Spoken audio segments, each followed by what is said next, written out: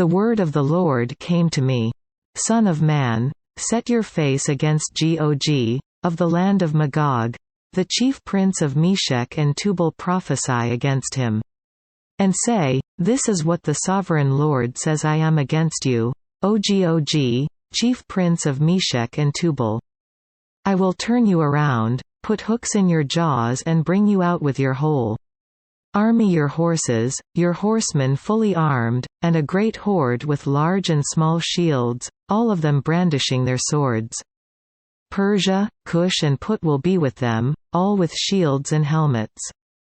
Also Gomer with all its troops, and Beth Togarmah from the far north with all its troops, the many nations with you. Get ready, be prepared, you and all the hordes gathered about you, and take command of them. After many days you will be called to arms. In future years you will invade a land that has recovered from war, whose people were gathered from many nations to the mountains of Israel, which had long been desolate. They had been brought out from the nations, and now all of them live in safety. You and all your troops and the many nations with you will go up, advancing like a storm. You will be like a cloud covering the land.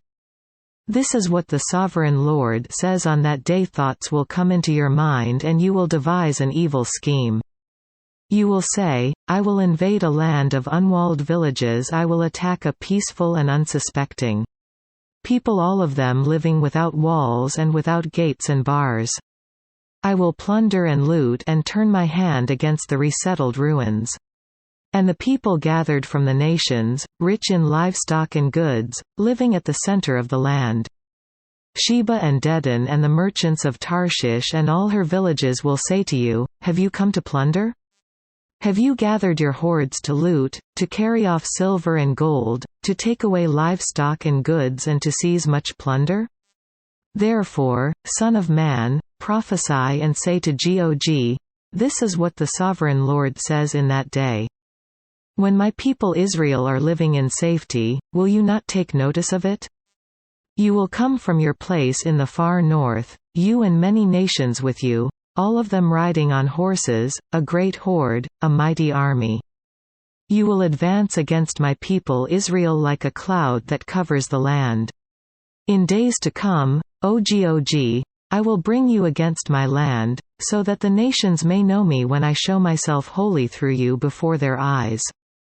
This is what the sovereign Lord says: Are you not the one I spoke of in former days by my servants, the prophets of Israel? At that time they prophesied for years that I would bring you against them.